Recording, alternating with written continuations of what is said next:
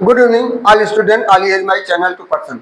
जैसा कि सभी श्रोताओं से मेरा नमस्कार, और जैसा कि प्रत्येक दिन की तरह हम अपना वीडियो डालते हैं, क्योंकि आज स्टैंड खराब हो जाने के कारण कुछ विसंगतियां हैं, जिसके कारण वीडियो डालने में थोड़ा दिक्कत जरूर पैदा होगी।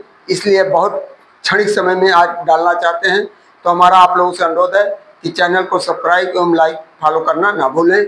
जैसा कि आगे हम अपना मोटिवेशनल वाक्य देने के बाद तब आपके सामने अपना सुविचार रखते हैं। पहले इसके बाद टॉपिक पे आते हैं। आज का सुविचार, कर्मों से डरिए ईश्वर से नहीं। कर्मों से डरिए ईश्वर से नहीं, ईश्वर माफ कर देता है, कर्म नहीं। अटल सत्य है। जैसे बछड़ा 100 गांवों में अपनी माँ को ढूंढ लेता है, अपनी माँ को ढूंढ लेता है, उसी प्रकार कर्म अपने कर्ता को ढूंढ ही लेता है, आज नहीं तो कल।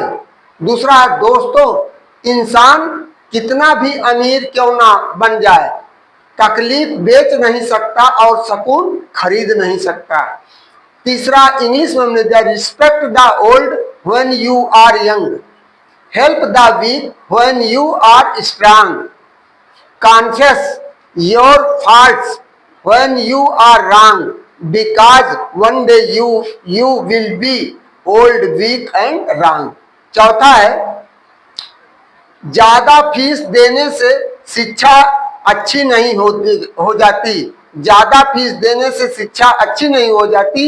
सही शिक्षक, सही माहौल और सही मेहनती बच्चे की तरक्की दिखावे से नहीं, ज्ञान, संस्कार और मेहनत से होती है।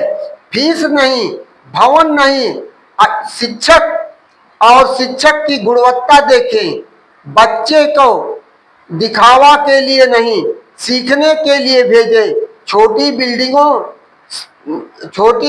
हो तो भी बड़ा सोच और अच्छा शिक्षक हो तो सफलता निश्चित है। कि आप बड़े बड़े बिल्डिंग भवन को देख करके अपने बच्चों को दीजिए, तो हमारा अभिभावकों से विनम्र निवेदन है कि वहां के टीचर की गुणवत्ता जरूर देखने का कोशिश करें।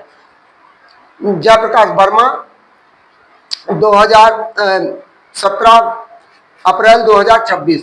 तो प्रतियोगी परीक्षाओं के लिए भारतीय अर्थव्यवस्था में भारत का आर्थिक नियोजन से जानकारियां, पार्ट नंबर 4। भारत में नियोजन, आर्थिक नियोजन सरकारी रणनीति का एक हिस्सा है, जिसमें केंद्रीय संस्था द्वारा देश के विकास के लिए योजनाएं बनाने व समन्वय का कार्य किया जाता है। आर्थिक नियोजन का विषय 7वीं अनुसूची में है तथा इसे समवर्ती सूची में शामिल किया गया है। इसका लक्ष्य राज्य के नीति निर्देशक तत्वों के अनुसार सामाजिक न्याय के लक्ष्य को हासिल करना। आर्थिक नियोजन की प्रेरणा, अगली टॉपिक है आर्थिक नियोजन की प्रेरणा।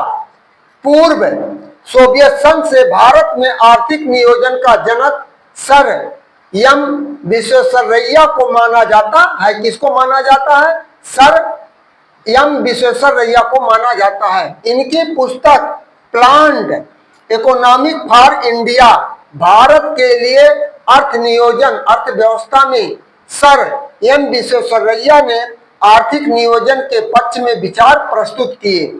INC, इंडियन नेशनल कॉन्फ्रेंस द्वारा राष्ट्रीय नियोजन समिति की स्थापना सन 1938 में पंडित जवाहरलाल नेहरू द्वारा की गई। योजना आयोग, अगला टॉपिक है योजना आयोग। यह एक गैर संवैधानिक संस्था है।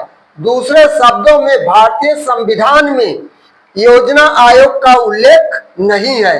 15 मार्च 1950 को एक परामर्शदात्री विशेषज्ञ संस्था के रूप में इसका गठन किया गया। इसका पदेन अध्यक्ष प्रधानमंत्री होता है। इसका वार्षिक कार्य पंचवर्षीय योजनाओं का दृष्टिकोण पत्र तैयार करना। योजना आयोग के गठन में पंडित जवाहरलाल नेहरू की भूमिका मुख्य थी। तथा इनकी प्रेरणा से सोवियत संघ से ली गई, इसकी प्रेरणा सोवियत संघ से ली गई थी। इसके कार्य के संपादन के लिए एक उपाध्यक्ष होता है जो कैबिनेट मंत्री के रैंक के बराबर होता है। अगला टॉपिक है राष्ट्रीय विकास परिषद NDC, नेशनल डेवलपमेंट काउंसिल। योजना संबंधी मामलों में केंद्र तथा राज्यों के बीच सामंजस्य बनाने के लिए राष्ट्रीय विकास परिषद की स्थापना 6 अगस्त 1952 में की गई। योजना आयोग की भांति यह भी एक गैर संवैधानिक संस्था है। योजना आयोग द्वारा बनाई गई योजना पर विचार करना, समीक्षा करना तथा स्वीकृति प्रदान करना इस परिषद का महत्वपूर्ण कार्य है। प्रधानमंत्री राष्ट्रीय विकास परिषद के अध्यक्ष होते हैं। राष्ट्रीय विकास परिषद में केंद्रीय मंत्रिमंडल के सभी महत्वपूर्ण मंत्री, योजना आयोग के सभी सदस्य, सभी राज्यों के मुख्यमंत्री संघ शामिल होते हैं। मंत्रिमंडल सभी शामिल होते हैं। संघ शासित क्षेत्रों के प्रशासक शामिल भी होते हैं। राष्ट्रीय विकास परिषद की स्थापना केसी नियोगी समिति की सिफारिश के आधार पर की गई। के संथामन ने राष्ट्रीय विकास परिषद के सुपर कैबिनेट की संज्ञा दी। 12वीं पंचवर्षीय योजना का पिन पॉइंट्स। नंबर 1 उद्देश्य तीव्र एवं सर्व समावेशी विकास। दूसरा है विकास दर, प्रारंभ में 9% था, अब संशोधित करके इसे 8% कर दिया गया। तीसरा है विनिर्माण क्षेत्र में 10% की कमी लाना, कृषि में 4% करना। चौथा टॉपिक है निर्धनता में 10% कमी लाना। पांचवा है शिशु मृत्यु दर को घटाकर 25/1000 तक लाना है। छठा है बाल लिंगानुपात को 950 तक बढ़ाना। सातवां है 5 करोड़ रोजगार के नए अवसर सृजित करना। आठवां है सभी गांवों में 100% विद्युतीकरण करना है। यह 12वीं पंचवर्षीय योजना का मुख्य लक्ष्य है। तो इन्हीं शब्दों के साथ आप सभी श्रोताओं से हम आपको आगाह करना चाहते हैं कि हमारे वीडियो को अंत तक जरूर देखें, चैनल को सब्सक्राइब और लाइक फॉलो करना ना भूलें। तो इन्हीं शब्दों के साथ आप सभी श्रोताओं के उज्जवल भविष्य की कामना करते हुए अपने वाणी को विराम देते हैं।